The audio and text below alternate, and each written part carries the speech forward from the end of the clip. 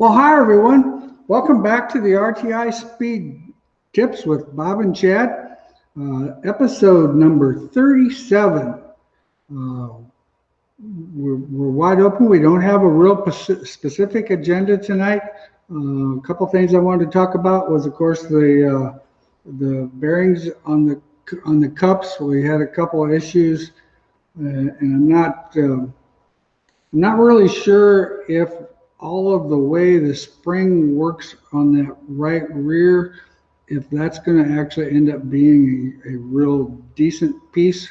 But I had another guy try it with a different grease, and like we had talked about on the last episode, this one that I have right here was one that he used that synthetic wheel bearing grease, and I think with the amount of wrap in that right rear spring because of the solid upper bar, that I don't know, it ended up actually breaking one of the pieces.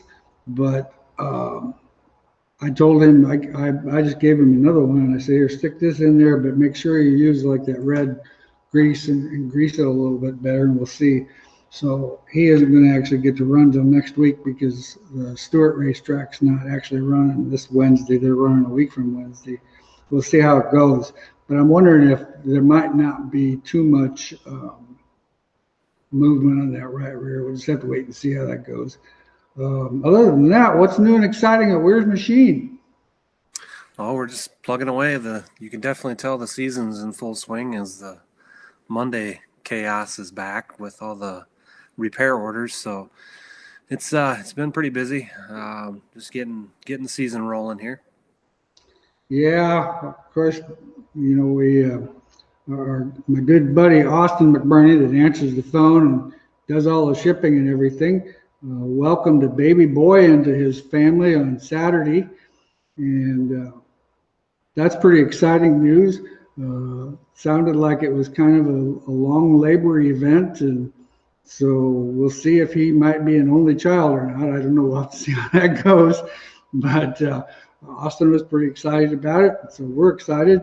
Won't be too long, and it'll be three of them little burrheads running around this shop here, because Rocky's got a little boy now, and Bobby's little boy, and Austin's little boy, so it should be pretty exciting. One of the things that brought on is Monday, and Garrett got to be shipping manager today. I didn't know he could actually move that fast. I was pretty impressed. He was hustling her right along. Flinging the old tape gun? Yeah. I helped him out with some body panels at the end of the day. It's been quite a while since I've actually boxed up some body panels.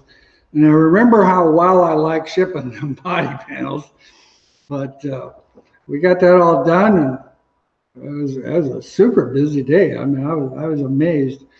And like you said, you can tell because Iowa opened up, I think, 3 or 4 racetracks this weekend, and so the phone was pretty much nonstop all day.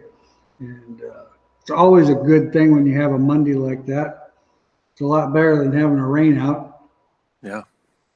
We got 85 or 84 degrees down here today with high winds, so it's extremely warm. And but the wind is a little bit burly this morning. It wasn't too bad today. Tonight, I guess it's not super bad. Did you guys get that hot weather up there? No, it was about 60 something today, so not. Oh, nice day. Not real hot, but yeah, we went yesterday. It was actually chilly, and today was kind of warm. I see in Wisconsin today it was raining, snowing, sleeting, and everything. So just depending on what part of Wisconsin you were in, huh? That's right. Yeah. So you were in the good side of Wisconsin this time. Yeah, sunny and 65, or most 65. Yeah, sunny and 65. Yeah. Well, we got room for some questions. If anybody's got some questions, do want to remind everybody, of course, it's the 99 days to the 30th annual Harris Clash. And of course, the Harris Clash Race of Champions, sponsored by Wehrs Machine. Excited about that. we're really patiently waiting. 30 years of doing something has been a long time. So we're excited about going there and celebrating the 30th anniversary of that deal. We were hoping that might be a little bit of an extended deal, something a little bit added, but we don't really know for sure if we're going to be able to add anything yet. We haven't really got any of that finalized.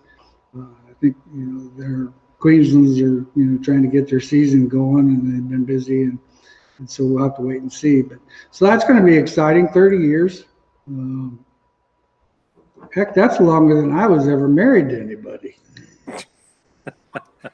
Even if you count all three of them together, what the heck? Wow. So that's pretty good.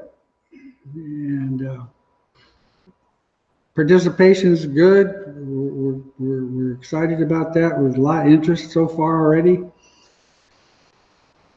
Frank, solid pull rod sport mod, left to right with drive shaft pros and cons. It does, Frank, it's going to do the same thing as if you had a torque link in there. In my opinion, whichever tire you move it closest to, it's going to try to load that tire more. Say, for example, if you move it to the right side of the drive shaft, the rules basically state within an inch of the drive shaft. If you move it to the right side, it's going to affect the right rear a little bit more. You're going to get a little bit more side bite out of it. Car is going to be a little perkier on corner entry. If you move it to the left, the car is going to be a little bit more lazy on corner entry, but it'd be a little bit stronger coming off the corners. So either way, that's where it's going to actually affect it the most. Is you just have to kind of imagine whichever tire I move it closest to, it's going to have more of an effect. Russ, when running a soft left rear spring on a 3-link, you scale with the normal stiffer spring, set the bite, then replace the soft spring, preload it, and leave everything else alone. Is that correct? Well, that's kind of what we did, and we actually ended up scaling. It ends up being, when you change that spring, it adds quite a bit more bite. And we also, the thing, when we go to that softer left rear spring, we found we've had to go to a little bit stiffer right rear spring to compensate and keep to kind of help keep the side bite out of there. Because when you get that much left rear load, what's going to happen is you're going to lose a little bit of side bite. So you have to keep that in mind. But yeah, you're 100% right. That's how we've done it, and we practiced that car that we did. We had on the video the other night. We practiced it last weekend at Stewart, and in practice-wise, he really loved how the car felt and felt the car was good up off the corner and really liked it. So we're going to have to wait another week to actually see how that car races in a crowd, but we're waiting to see that. But that's what we did. Any ideas on the right rear wheel hop on an A-mod during the feature? Also, chunked out the second row from the outside of the brand new tire in the feature. Too low of air pressure is what caused that chunking out. What's happening is the tire's low on air pressure, and that actually might be part of your wheel hop, is because the actual tire's trying to create some sort of a bounce too. If you get too low on that, even with its beadlock, to me, that IMCA tire, I've never ran under 15 pounds. 15 to 16 seems to be pretty good, because it does get quite a bit of load on it. But that's what we have found when that tire actually flexes, and I don't actually have my tire samples out here, otherwise I could show you. But when the sidewall buckles, what it actually does, Garrett, I actually think they're in this unit here. When that tire actually buckles, it kind of, the sidewall kind of buckles, and then so that outer edge rolls under, and then you've got that nice sharp razor edge second row in, and it just rips it apart. But that's okay, don't worry about it. But anyway, that's with a brand new tire, that's pretty common. So I would have to believe low on air pressure. IMCA Sport Mod, what pull bar length do you recommend? Well, in the Sport Mod, we kind of run the same things we do in our modifieds. It's, usually right in that 28-inch range. Somewhere between 28 and 30 inches seems to be pretty good. I think that all has to do with wheelbase and the amount of rear percentage that you have to make that car actually work the best. So I think that's pretty common. We've tried shorter pull bars. Didn't really like them. They're quick to react, but with our IMCA tire, you've got to be really careful not to break the tire loose, because once you break it loose, it's hard to gain traction back with it. 3-link car, both springs mounted on top of the housing, solid pull bar. I missed the question. It's farther down, I think. Here. 3-link car, solid pull bar, springs on top. Would you mount the shocks behind or in front of the housing? In my opinion, I'd probably mount them behind the housing. If it's an IMCA car, you have to run it behind the housing. But I like, I like mounting them both ways. For traction wise, if your rules don't dictate where the shocks have to be, putting the left rear shock in front of the housing actually can add traction to the car, because as the rear end wraps. The problem we ran into was to get some of the guys that have trouble trail braking the car, to keep the car kind of up in attitude, we have to run sort of a stiffer shock. Well, then when the rear end wraps, it loads that shock too quickly and kind of can create sort of a mid-corner push. So when the rule stated we had to go behind the housing, I actually felt that helped that mid-corner tightness quite a bit. So I like them both behind. What are the pros and cons of running a soft right front spring on a Sport Mod?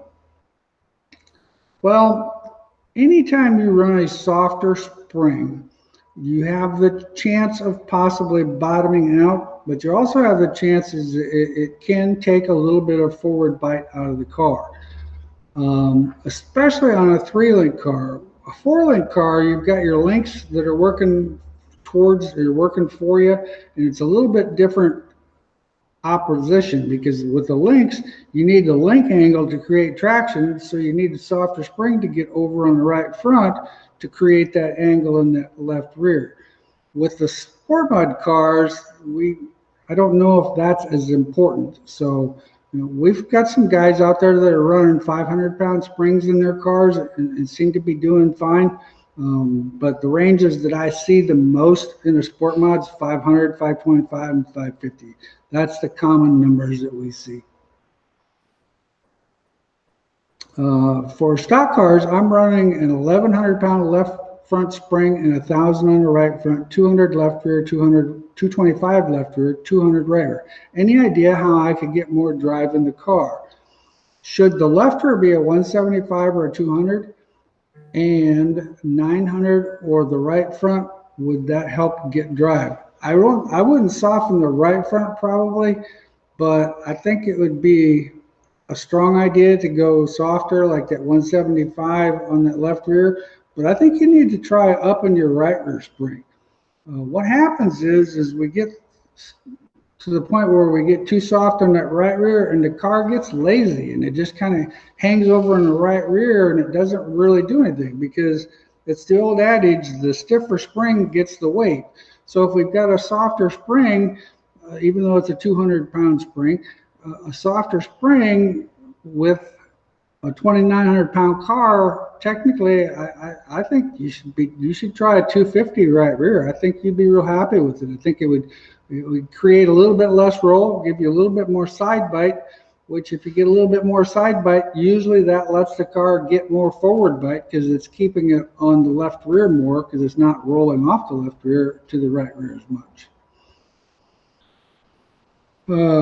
I had 15 pounds of air pressure in the right rear. I had never seen it do that before. Just curious. Well, Mike, Question for you: was that a 3-inch offset wheel or a 4-inch offset wheel? Lift arm versus pull bar, pros and cons for which? I'll let you. You want to answer that one, Chad? Generally, the lift arm is going to be freer and not have as much traction. The pull bar is going to be a tighter apparatus. Going to have always going to have more traction. So, I mean, both seem to work pretty good. IMCA can't run a lift arm, obviously, but the open cars tend to go. The USMTS guys are going lift arm, pull bar, lift arm, pull bar. It seems like, but you're definitely going to have an overall tighter race car to run a lift arm than you are with a pull bar for sure. And I've found that the lift arm cars tend to like higher bank racetracks, tend to like racetracks that generate a lot of load on the car, and actually they work really well. But the lift arm principle is it's trying to lift weight from the front end and take it to the back end, where the pull bar is actually taking the weight that's on the back end and just actually loading it harder. So traction-wise, Chad, like Chad just said, I mean, a lift bar car is going to have more traction. You get some shorter racetracks, some flatter racetracks. I think a pull bar's got a definite advantage. Last week you mentioned red and tacky grease, good stuff. Schaefer's makes a fifth wheel molly grease in a spray can. Really a great product, sticks real good. I use it on slip yokes to keep them from rusting, where the yoke does not slide in. Most spray greases is really thin. The Schaefer's makes it a great molly grease. Well, thanks for the information, Dan. I appreciate that. Joey stopping by to say hi. How's everything going there, Joey? Are we keeping my old buddy KS out of trouble, or are you still getting in trouble? Chad, how do I get me a fancy sweatshirt? Well, I think those things are on the website, aren't they? That's correct. All of our apparel's on the website at wehrsmachine.com. Yeah. I purchased, and now for a sizable order, you maybe could work him a smoking deal. But it'd have to be a pretty good size order. I like to throw in free T-shirts and sweatshirts once in a while with a larger. Yeah. Chad does a good job of fixing me up with some of my apparel. I was actually going through my closet yesterday because I was complaining that my stuff wasn't fitting in there as well as it did. I think it has to do with I got too many clothes. So we're going to have to sort out some of them. But anyway, I purchased a 14 GRT that had been ran as an IMCA mod its whole life. I'm now taking the car and running it in UMP. What are the immediate changes from the get-go that you guys see changing that car over? Honestly, if it was an IMCA car, I don't know. I'd probably consider putting the tubular lower A-frames on the front. And I think Chad makes those, and GRT makes those. They just are a little stronger and a little better. But the rest of the car, basically, other than changing your tires and stuff, there's not a whole lot of changing that we would do. Maybe a little bit different pull bar depending on what pull bar came with the car, but pretty much it's pretty easy to take an IMCA car and update it to run other sanctions. Sometimes it's more difficult to go the other way. Mike, it was a 3-inch offset. Okay, thanks. I was just thinking, well, maybe if it was possibly a 4-inch offset, that could have been part of it. Yeah, I don't know. It sounds like you had the right air pressure. It sounds like you had everything right. So I'm not sure I really understand what could have been happening there, but it had to have been rolling on the right rear pretty hard. Maybe the gauge thing, Ben talks about the air pressure gauge with the needle style versus the digital. I don't know what you got, but the old what side of the line are you on and who's setting the air pressures and when's the last checked it against the digital one, so maybe your gauge checked. And that's a good point, because we actually had a customer that came in here, and my digital gauge that I have, that I bought when Bobby was running go-karts, so it's got to be 25 years old. And we just sent it in and had it recalibrated and everything. And then we had a customer bring in one of his other gauges, a needle style gauge, and it wasn't a real expensive gauge, but I think it had been dropped a few times, and it was 2 pounds off compared to my gauge. So yeah, that's a possibility too. Check your gauge with somebody else at the racetrack, just to make sure that something goofy's not going on there that you don't know about. Denny, 4-bar placement on the bird cage for a dry track. And how does it change the handling closer to the axle tube compared to further away from the axle tube? Go ahead, Chad. Well, I mean, generally you would start in the 4.5 up, 4.5 down. Indexing the top left rod down closer to the axle tube is a pretty popular change, and that speeds up the index on the left rear to build traction and help the car turn on entry. Spreading the bars out, getting them farther away from the center line makes the cage lazy. So possibly on the right rear, you would spread the right rear bars out and slow that cage down just a little bit, make it act more like a 2-link car. In the dry slick, some guys are doing that. So kind of just depends on the situation and what you want to achieve. But closer to the center line is going to index quicker, and farther away is going to index slower. Yeah, it's just all about the timing. When you're closer to the axle housing, things happen quicker, and when you're further away, they happen less. Andy, I bought a car, IMC car, that has 20-inch tall springs on the left rear. I know the kid number that they want, however, don't have a spring smasher. Is there a way to figure out how much I need to squash a 16-inch spring to generate the same load? Do I need to go up in spring rate? Well, load is load. Doesn't know how tall the spring is. So 500 pounds of load is 500 pounds of load. It could be a 10-inch spring or a 25-inch spring. So, if you know how much the 20-inch spring is collapsed, you can convert that into how much the 16 would be compressed, collapsed, basic, just basic math, distance times rate. Yeah, because if you have a 20-inch, 100-pound spring, it's 100 pounds per inch. So if that was the case and it compressed at 5 inches, that means you got 500 pounds of load on it, which is not going to compress it that much. But it's going to probably compress it maybe 2.5 inches. So that means it's got 250 pounds of load on it. If you go to a shorter spring, it's just changing the location of where the spring's mounted. It's still going to have a 100-pound spring. It's still going to have the same amount of load, just like Chad just said. That was a pretty nice comment that Kevin had for us this morning. I thought that made my day first thing in the morning. Nice quick email from Kevin out there in Michigan. Thanks us for Chad and I for doing this show and all the help that we've given him. And he's been to the RTI class a couple times. And so it's been pretty interesting watching his growth over the last 3 years since we've known him. And like he said now he feels like he can go anywhere and be a competitor. And so once again, I actually get to thank you personally here, Kevin. That was a nice comment. Made my morning really well. So. Yeah, thank you. Chad, 2020 Shaw car with 4-link measurements. They suggest the bird cage is still indexed into the spring according to the level indicator. Should this stay level?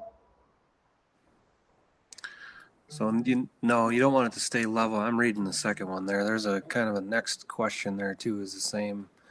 So the cage index, the zero index.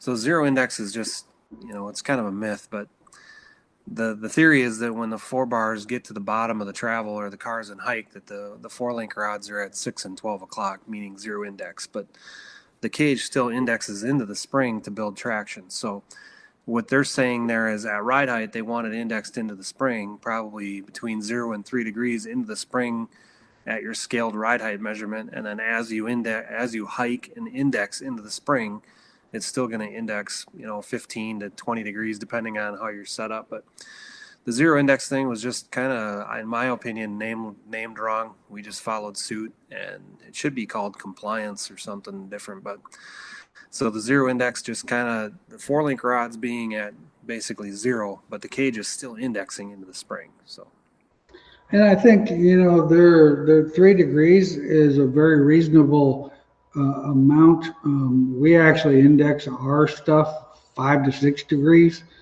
so we're a little bit more, but that's okay. Anyway, so Penn Ohio type Pro Stock on late model tires, tire temperatures. Darn fly. Tire temperatures, that's what happens when the weather warms up and you open up the doors, you get them blasted flies. There's always a good and a bad to everything. Anyway, Penn Ohio type Pro Stock on a late model tire. Tire temperatures after a race was 85 on the left front, 110 on the right front, 100 on the left rear, and 135 on the right rear. What's a good target temperature for balance?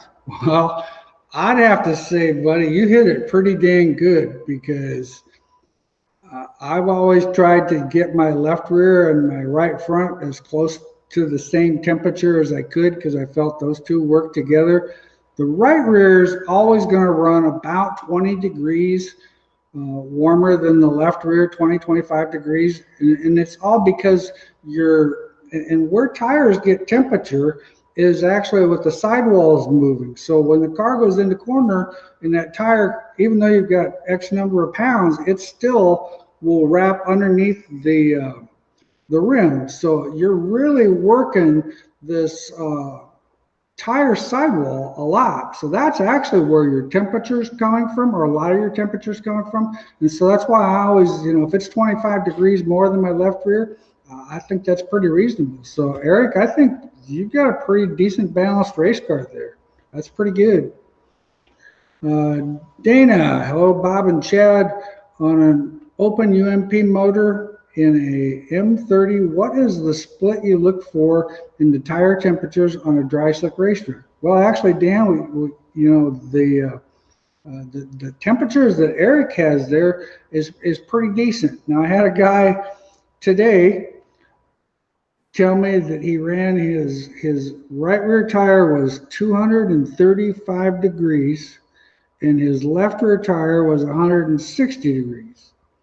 And my comment was, you must have practiced on a dry, slick, sandy surface, because in a practice session, if you could run that hot a tire, that's a pretty abrasive situation. So on a normal dry, slick racetrack, you're not, to be honest with you, you're not probably going to create as much heat as you think, because you're not spinning the tires, or you shouldn't be spinning the tires. You're actually more neutral on a slick racetrack. So I would actually go with, if my right rear is 150 degrees and my left rear is 120 or so, I think my car's pretty good. If it's a lot over that, you're either setting the car too soon, it's getting on the right rear too quick. You don't want that right rear running super hot.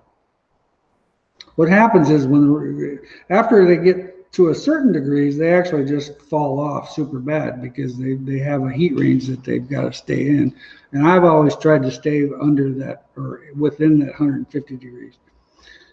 Sport mod bar placement on the right rear end, currently at 4.5. What happens when we move it down? Actually, I probably wouldn't recommend moving it down on the right rear. If you want more traction out of the car, I would contemplate moving it up rather than down. When you move it down, it's going to put more angle in that bar, and it's going to actually slow a little of the reaction time down. So, because we're getting it further away from, and yeah, you can go with the idea of leverage, but still on the right rear, I think you would have better success going up to 4.0, and I think you'd like the car better. Bo Partain, now if I'm not mistaken, he is the IMCA current National Sport Mod leader. And how's it going, Bo? It was pretty nice to see those pictures from you winning out there in Utah. That was pretty neat. How often do you guys recommend changing springs? Seems like I lose spring height every 10 shows or so.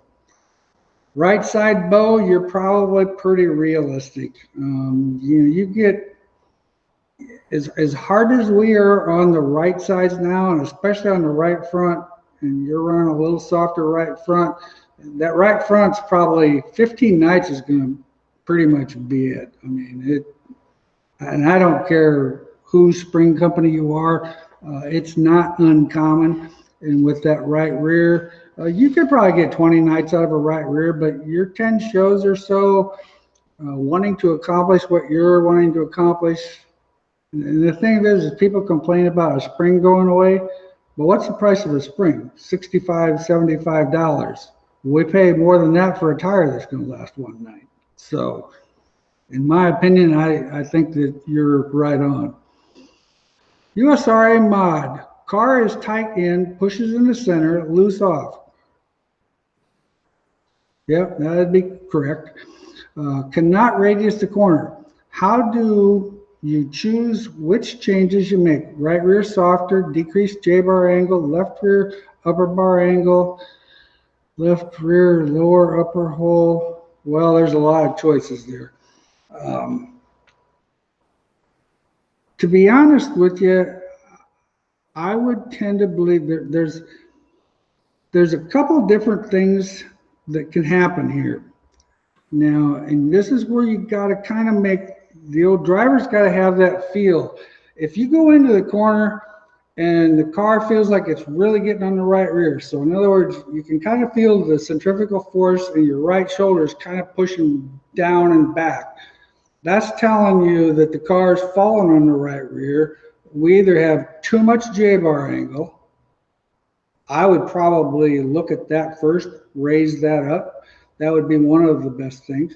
Lower upper bar, the left rear upper bar down hole. I don't actually think I would do that. I would possibly raise the right rear bottom bar up a hole. That's going to create a little bit more steer. It's going to make a little bit of suspension stiffness, make the car roll in a little bit better. One of the biggest things that I've seen happen that in this particular situation, the rear end's too far to the left. The measurement, whatever your brand of car, wherever they say the rear end needs to be, I would contemplate moving it 1/8 to 1/4 of an inch to the right. Something like that. I've seen that happen in numerous times where you get the left rear too far to or the rear end too far to the left, and it just pushes like a pig getting in, and then it pushes in the front end, and then all of a sudden you finally get the car to break loose in the middle of the corner, and what happens is then it's snappy loose, because once it finally breaks traction, it just snaps the whole car. 235 degrees is a cup asphalt tire temperature. Yeah, thanks for that, Steve. That's pretty good. I do remember those temperatures. It's been quite a while since I've been doing any asphalt stuff, but I do remember that. Peyton, what's the pros and cons of running the top shock beside the pull bar with the same angle and length? Well, when you run the pull bar shock above the rear end, it's going to force the car when the car, if it's to the right side, when you get off the throttle, if you've got a stiff axle damper shock, it's going to load the right rear and create more side bite in that right rear. When we put the shock down beside the torque link or the pull bar, what it actually is doing is now all of a sudden we're trying to regulate the pull bar and slowing down the pull bar action. So it doesn't necessarily affect side bite from loading the right rear where it's way up above on the rear end. It's more of a control of the pull bar. Now, some guys, we did a lot of experimenting with it. I really couldn't say when we were all done and said that we really gained a lot. Some guys liked the way the car drove better. I felt that we could play with a little bit more rebound to slow some of the action on the pull bar down. So I think there was things that we could accomplish there. But in answering it to your question, it really is more controlling the pull bar motion than what it's actually doing like it would be up on top of the rear end. Smoother reactions. Bob, any experiments on inertia or J dampeners, any place for them in dirt racing? Well, I hate to say it, but I'm not even sure what those things are. Do you know what those are, Chad? Air inverters, or I guess I'm not sure. J dampeners, like dampening the J bar? I don't know. Boy, Ryan, you got me. I hate to sound unaware, but I don't actually know what those are. I've not heard of them, so let's put it that way. So they must not be something that's real popular in dirt racing because I haven't heard of it. Elaborate is what he said. Yeah, elaborate on what those actually are. That would be I would greatly appreciate it. Yeah, Bo Partain went up from Arizona to Utah last weekend and won himself a couple of races up there in Utah. Cool. Hi, Peyton Taylor.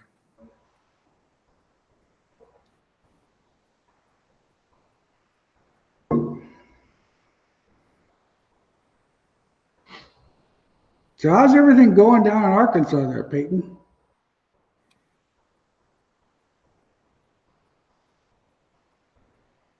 They racing down there yet?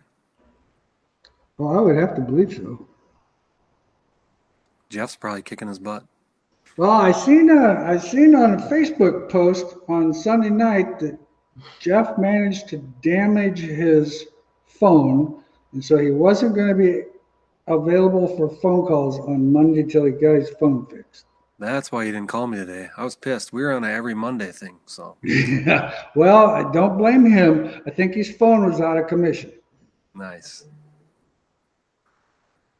Are you going to the World of Outlaws at Boone? Oh, yeah. I'm not going to miss that. That's only 8 miles away. Yeah. Friday night and Saturday night, this coming weekend, the World of Outlaw dirt late models are going to be at Boone Speedway. Friday night, I'm assuming is like a couple qualifying A features and some qualifying shows. They pay pretty good money for the IMCA modifieds. I don't know what it is, but I heard it at one time and it was a pretty decent deal. I think it was like $1,000 to win Friday night and I think $3,000 to win on Saturday night for the IMCA cars. They're going to run a full schedule of the normal, the sport mod stock cars and hobbies along with the World of Outlaw cars. So yeah, I can't miss that. I think those late model cars at Boone Speedway is just going to be awesome in my opinion.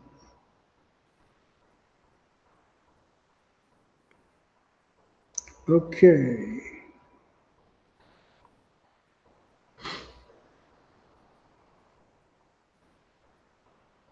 Oh yeah. Well, that's all about a shock. Yeah, I could see where those probably wouldn't be legal in anything that we do.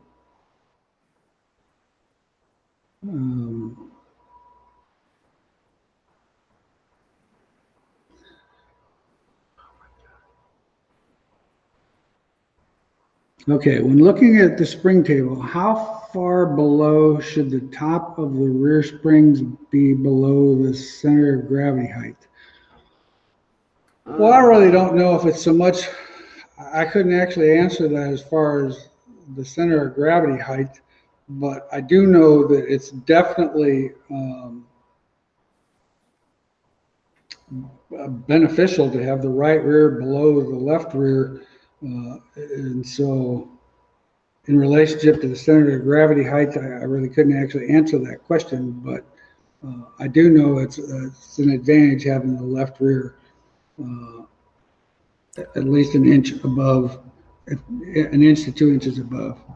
Well, Peyton says that it's raining. Never answers it working, guys. Yeah, I tell you. that rain. We could use that rain up here. We welcome it. I'd actually wouldn't mind having that.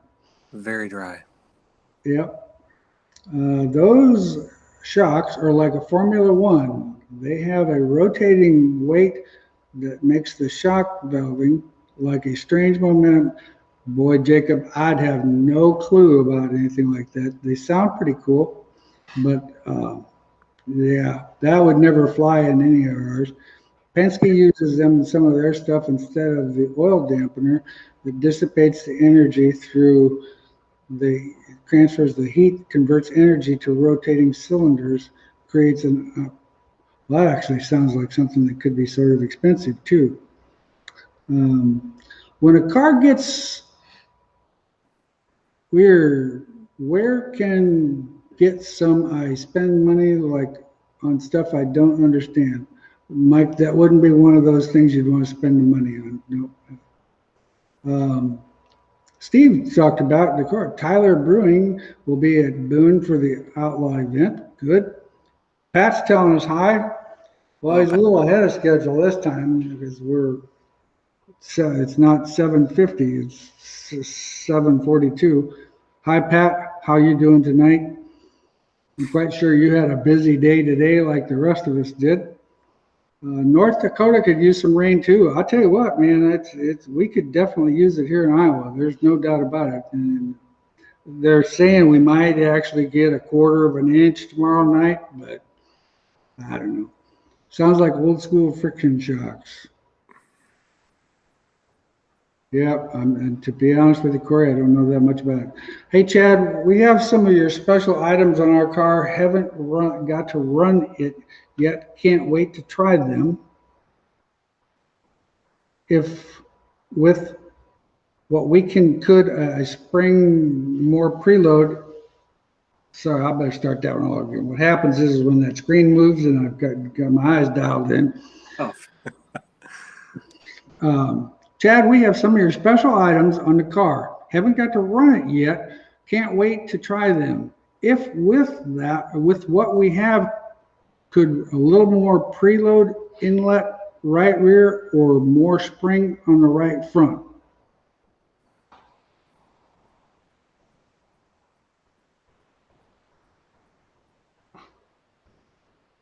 You got that? That was for you. I'm not really sure what the question is. Well, I wasn't 100% sure. Dana, I apologize. Maybe if you could give a little more clarification on that one, I'd sure would appreciate it. Donovan, pull bars, springs, or biscuits if the rule allows both, and why? Well, each one, to be honest with you, Donovan, there's so many of them out there that are actually very good products. And what I tell people on this pull bar deal, yeah, we believe we make a magic pull bar. Chad builds a lot of magic pull bars. What I have found that whatever combination works for the driver, and what I mean by that is, the bushing bars are great. The downside used to be to the bushing bars is the bushings would wear out very fast. So people got tired of, like when we were running some of the old style canister type bushings, 5 nights and the bushings would be bad. Well, it's kind of a pain to rebuild them. And so people kind of got tired of that. So we went back to the spring. So we've kind of been back and forth between spring and biscuits. And now we've got spring plus biscuits. And it's just kind of, if you run them both, I can't say that I like that setup now, like Chad's newest bar and our bar, where it has a combination of biscuits and springs. I really think that's a very good combination. And it's a very tunable bar, and they seem to get pretty fair life out of them. So the spring's going to give you a little bit more life. It's still not going to be put it in at the beginning of the year and run it 75 nights and then decide to change it. I mean, it's still something that, you need to keep up with and standard maintenance. 20 nights definitely needs to be looked at and everything re-greased and cleaned up. And if the bushings look like they need to be replaced, replace them. Yeah, Pat, I have to say, that's the thing. When people complain about the economy, Well, I'm missing it because it sure seems like we're busier than we've ever been, and Just shut the we TV don't. off and watch the news. I mean, we just don't have. I mean, I could use more help actually, but it's just one of the deals where I'm kind of afraid to add another guy because I've seen this deal go really good, and I've seen it kind of turn and go the opposite direction. So, and with it being seasonal, you just don't really know. But it's been pretty awesome. I thank all you guys out there for spending money because we sure appreciate your business. There's no doubt about it. Any suggestions on a pull bar angle and how far offset left to the right on rear end as the track goes slick throughout the night? In my opinion, I actually don't adjust the pull bar. I rather adjust the rest of the car. I put it in the center of the rear end, center it going straight forward. And we normally, I like 15 degrees of angle with a 28 to 30 inch bar. And that seems to be very consistent, short tracks, long tracks. I'm just afraid that there's so many things that you can do to your race car that are very, very minute changes that will have very positive effects. That messing with the pull bar, I think that just adds too much to the equation. Because one thing, you change the angle, you do this, you do that. How are you going to know which of those parts actually work? So you kind of got to keep something consistent. And I recommend leaving the pull bar centered 15 degrees. Very good place to start. On a Northern Sport mod, would a drop cup on the right rear be better since the 11-inch doesn't have enough coils? Well, actually, Chad's bar, the bracket that we use on the right rear, technically is a 1-inch drop cup, isn't it? Well, they both have the same insert in them, so they're not any different. They both have the same insert in them. So to get Okay. the spring table difference would be spring height would be the only way to do it. The drop cup, we haven't made a drop cup with a solid mount just because you can do it with spring height so easy. But I mean, it's not out of the question, I guess. But you can't run a bearing cup, so you can't run the normal drop cup with the bearing in it. Right. But when using the Wehrs load stick, what's the typical adjustment on the right front when the track slicks off? Change springs to get smash down numbers or same spring but adjust down numbers? What do you recommend? Spring is separate from the shock.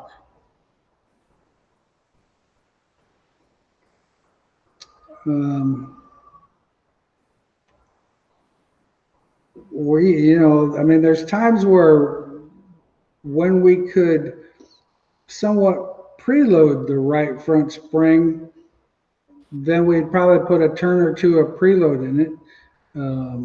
But I don't actually adjust the right front a whole lot. If it's track to track, say we go to a new racetrack and we know what our load number is and the car's not getting the roll that we want, then we'll go to a softer spring, get the car up on the right front more, but we go back to the same load number. So, in answer to your question, I would probably recommend changing springs and maintaining the load number. What's your opinion, Chad? Yeah, if you want to initiate motion, I guess, your max number is going to be your max number. The thing you got to think about too is when the track slicks off, generally you're slowing down, I don't know, sometimes over a second, wouldn't you say, Bob? So Easily. If you're going that much slower, your car initially is probably not going to travel as far. So, and you need to rotate when it's dry slick. A lot of guys think, oh, I got to get traction, but you end up tightening the race car up and then you can't rotate. And then you got so much wheel in the middle of the corner that you got to saw it loose with the throttle. And then you only remember that you're loose off. So the right front's a place where you can definitely get into trouble by, mistuning. But maybe, a softer, more wound up spring with the same down number to get it to initiate the motion would be a better situation there. Yeah, I would have to say that other than changing, normally what I actually do, Eric, is I change shocks, go to a softer compression. shock absorber on the right front. And the reason is because, like Chad said, we slowed our lap time slowed up a second and a half. So I want to get the car to roll in there as much as I could. But there's times where I've also seen the fact guys run, you get into a situation where a heat racetrack's super fast and super hard on the car. You're getting a lot of, down movement on there. And I've seen guys go to a softer spring when the racetrack got slick just to make sure that the car gets on the right front. You got to have the car getting on the right front to load the suspension on the right front tire. Plus, that gives you the angle on the left rear to load the left rear suspension too. So that would be my recommendation. When figuring roll center on the rear of a car with a J-bar, is the roll center located halfway between the J-bar mount on the chassis and the rear end, or some other place on the rear end, like halfway between the spring mounts? Well, Les, I hate to say that's one that's above my head. I've always kind of drawn this magical picture in my head where I draw a line from the top of the left rear tire down to the bottom of the right rear tire. So now I've got this angled line this way. Then where my two pivot points are on this J-bar, it seems to me like I've always found that if I get the J-bar on the rear end, if it gets closer to that line, I get a lot more side bang. So I'm believing the fact that it gets to rolling more on that right rear. But to give you an actual scientific